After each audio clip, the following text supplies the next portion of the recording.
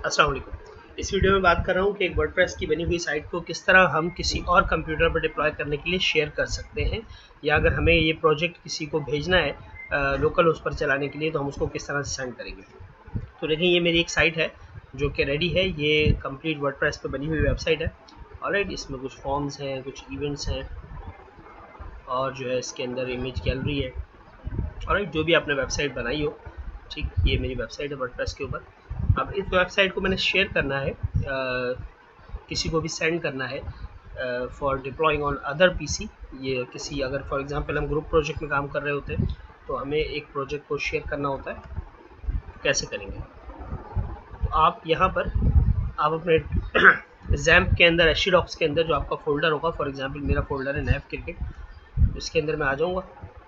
Alright, और इस folder को मैं सिलेक्ट ऑल करके यहाँ पर इसको आर्काइव कर लेंगे आप। ठीक है, तो इसकी रार बना ले या जिप बना लें, और अगर आपके पास विनरार नहीं है तो आप डायरेक्टली भी जो है आप सिलेक्ट ऑल करके सेंड टू पे जाके कंप्रेस कर सकते हैं। ठीक है, अगर किसी के पास विनरार इंस्टॉल नहीं है तो वो बड़ी आसानी से सिलेक्ट ऑल करें, राइट क्लिक करें, सेंड टू पे जाके कंप्रेस कर दें।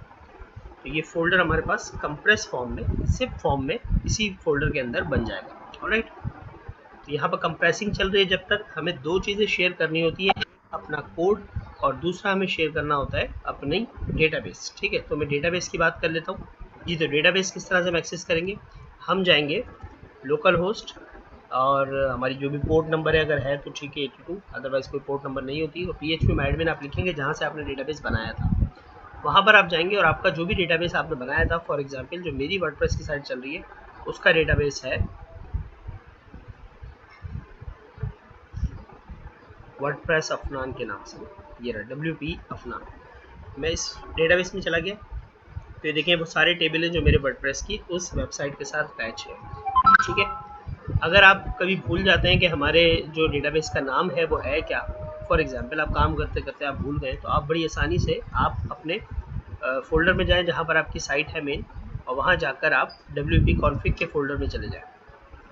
WP कॉन्फ़िग के अंदर जब आप नीचे आएंगे तो आपकी कॉन्फ़िगरेशन में या डिफाइन के अंदर डेटाबेस नेम में डेटाबेस का नाम लिखा होगा, तो यही डेटाबेस आपको चाहिए। ऑलराइट, तो हम यहाँ पर फ्रंट एंड डेटाबेस पर आए और डेटाबेस के रूट लेवल पर पहुँचकर, डेटाबेस पर पहुँचकर हम यहाँ से एक्सपोर्ट का बटन प्रेस करेंगे। जब मैं एक्सपोर्ट के लिंक पर गया तो यहाँ पर देखें, आपने कुछ चेंजेस नहीं करनी, आपने SQL का फॉर्मेट रख के गो कर देना है बस।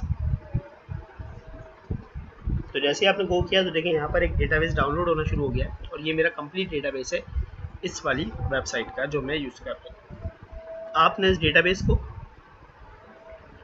कॉपी करके अपने इस फोल्डर के साथ रख देना जो आप कंप्रेस कर रहे थे। अब ये जब कंप्रेशन पूरी हो जाएगी तो ये मेरी जिप फाइल है जो मुझे सेंड करनी है, और ये डेटाबेस है जो मुझे सेंड करना है। तो मैं भी आपको बताता हूँ, जैसे कंप्लीट हो जाता है तो इसको रीनेम करके आप अपने प्रोजेक्ट के नाम के साथ भेज देंगे।